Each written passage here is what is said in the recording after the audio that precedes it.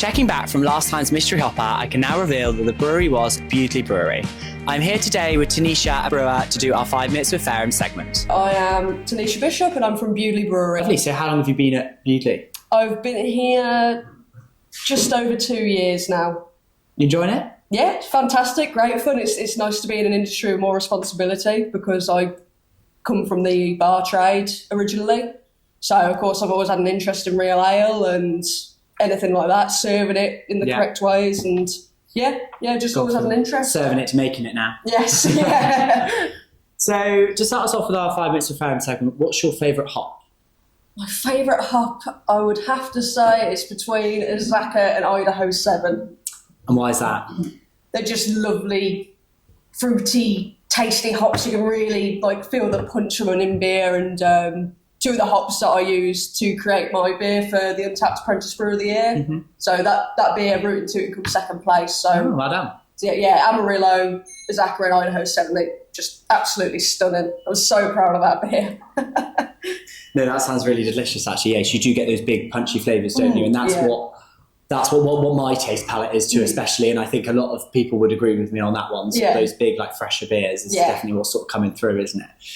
So what would your favourite beer be? Either one you've brewed, one from another brewery, or anything really? As of Bewdley, I love the Baldwin IPA. I love Sabrina, which is Wild River, of course, Root and Tootin'. But if I was going to go step outside, it would be Amundsen Dessert in a can. They are absolutely stunning. I really want to make a dessert stout like it, but I don't think I can. Do you do a lot of experimenting when you're brewing? We do have a little pilot kit, so it's always good fun just to play around and see what works and what doesn't. Yeah, no, definitely. So, what would you say your favourite beer and food pairing is? So, a fun fact is about the brewery. Last year we won the Cheese Award. So our beer is best to be served with cheese. I'll show you that award later on. So that's something to talk about. But yeah, you can't go wrong with cheese. No, definitely not. Beer. Yeah, stunning. And also your beer seems to be the best for it. So yeah, exactly. Well. So would you say you have a favourite beer destination? That could be UK, that could be abroad, Europe, wherever really. So Prague would definitely be top on the list because some of their beer is absolutely phenomenal. The same, Budapest, fantastic. But of course, we've got some good destinations around the West Midlands. We've got some decent breweries, and it's just fantastic to see this part of England doing so well. Have you got a favourite pub within those? I don't want to be biased and say one of the pubs I worked in, but I do love Weavers Park Lane. My sister manages a pub, Weavers, on Commodore Hill in Kidderminster. But they have a cracking range of ale, constantly changing, so that's brilliant. They've got a nice back wall for craft, etc. So, yeah. I think that brings out a good pub, doesn't it? If it has a good range that changes frequently, because it allows you to experiment. There's so many beers in the world. It allows you to try all those different flavours, doesn't it? Yeah. And I like a proper traditional sort of pub, sort of quite sort of cosy in the winter, fire sort of thing. You can get some good food as well. So, yeah, would that be one of those, the pub you just described? Is that sort of the same sort of thing? Weavers, where I used to work at Park Lane, that is your proper old traditional cosy pub. You got your Bathams, you got your Enville, you got your Wyre Valley and all that sort of stuff. They have our beer sometimes as well. But that's a proper traditional pub, whereas the Weavers is more of a crafty, funky pub. Bit more modern age sort of thing. Oh, okay, that sounds good. No, that sounds really good indeed. So, obviously, being assistant brewer here, what would you say is a piece of equipment that you can't live without, or something you use the most, or in the brewery? Ooh, it's a tough question. I can give you some example answers that we've had before if you want. So we've had anything from a computer to a calculator, and we've had pen and paper. So it doesn't have to be something we've had mash paddle, that sort of thing. It doesn't have to be something that's really expensive or really unique to a brewery. So just whatever you use day to day the most, I guess. Well, yeah, pen and paper, mash paddle. What would you do about and your yeast stirrer? Yeah. What would you do about that? Probably not brew very good beer. So when you are brewing and sort of on your day-to-day, have you got any go-to songs, radio stations, podcasts that you listen to out loud or in headphones or?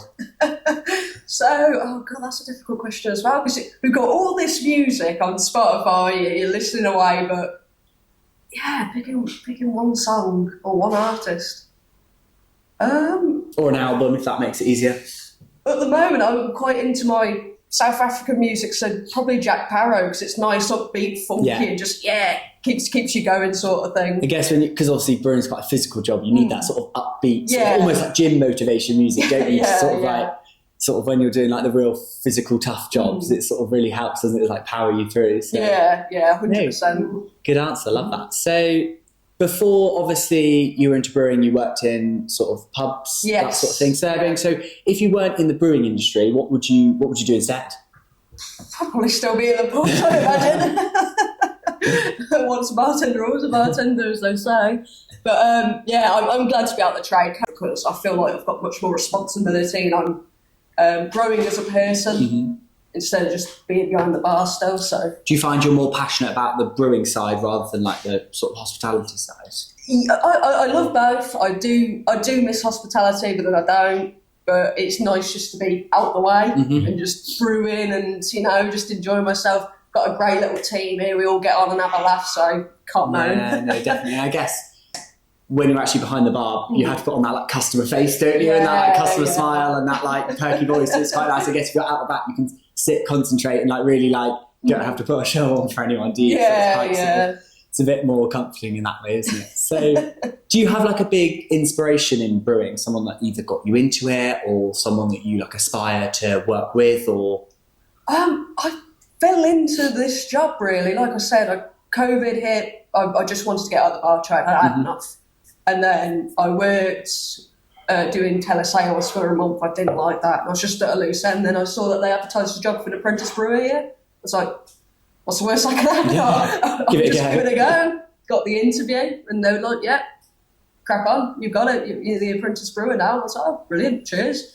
And I've learned all this stuff so far, and it's just fantastic. I'm so glad this is the way it turned out for me. Sometimes things do just happen. They do. If COVID would have never hit, you might have just been sort of working in the bar. You might have never found this sort of unloved passion, and it's funny how sort of fate takes a turn, I think, sometimes. And how like your own personal choices like really change where you are. So that's really nice. So, and I guess COVID would be the reason why you got into brewing, I guess, in a way. Yeah. Obviously you've always had a passion there, sort of serving the beer and that sort of stuff. So that sort of like ticks off that question really. So what would you say sort of outside of brewing, outside of the bar, what sort of hobbies and interests have you got sort of outside of? So I like drawing. I don't know whether the lead brewer mentioned, but can designs, like they're letting me just sit down and draw here. So got my little digital tablet, so I can sometimes sit down and do that, which is great for now. Have you done any for the beers that are available now? Yeah, just that one there. So that's what crafted. Show it to the camera. Do you know what I actually said to Maddie, literally, when we were sat down, just sort of going through, I was like, that's really cool. Like, genuinely, like, she might even have that on video. No, I love that. What, you drew that? Yeah. That's amazing. Yeah. I'll leave that there then for a bit of product placement. So, that's really cool. Oh, yeah, show me all the rest of them. That'd be really good. Do you want to go and grab some? Yeah, you can do. Yeah, no worries. So which beer's this? So Sabrina is our first from the Wild River range. Yeah. It is a session IPA. We've got Idaho 7 in there. I can't remember the other hops. Whoopsie. Simcoe, Mosaic, and Idaho 7. And that's, like you said, this is the more sort of punchy, big flavours. And I guess by in the packaging you can tell that because it's bright and colourful. Yeah, it's relatively. It's just a lovely drop. It's so easy to drink as well. But, no, that's actually amazing. Very astounded by that. So obviously, hobby outside brewing is designing cans for beer. Yeah. And what did you have any others or? Most of it is just crafting and doing stuff like that. I've got a little tattoo machine at home as well, but that's not going too far. I won't be going to be a tattooist at any point in the future. Drawing, painting, just making stuff. I love just general actually creating things, like being creative, that sort of thing. So do you have any, like, obviously from that creativity, do you have any like beer recipes that you've created on your own? So obviously you mentioned that award you won. Yes. So how did you come up with the inspiration for that? So in the competition, they gave you a spec of what you had to follow. Yeah. So over 5%, certain colour, certain bitterness, etc. So I just took like 5% is a good ABV for a beer. I don't want to go too high. So I don't know where the pump clip is. Oh, I'll go and grab the pump clip for you. Another one of my designs. So rooting and tooting. Hey, yeah, look at that. That's really cool. You can see that. Let's see. Would you? So that was for your competition bit? That was for the competition. That's what got second place. It's basically named after my cat. So I was just like, APA, American Pale Ale, Cowboys, my cat rooting tooting. Yeah, it makes sense. So I just started drawing my cat. Oh, I love that. No, that does show like a really creative mind actually, and obviously with the designs, that's another really good one. No, I love that. So just a few quick fire questions just to finish up our sort of segments. What was the last beer you brewed? So at the moment, I'm currently brewing with Sway. Yeah. Sway, sorry. And before that, 7-side stout. So I love brewing the stouts, all the malts, and just, the smells just so nice. And Fuggles or Golding? I'd have to say Golding, I think. And why is that? Fuggles are just your standard. At least Golding's got a bit more of a kick and a punch to it. And we use Golding's much more than we use Fuggles. A bit more familiar with the sort of flavours and the use of it then. And what's next for you in the industry?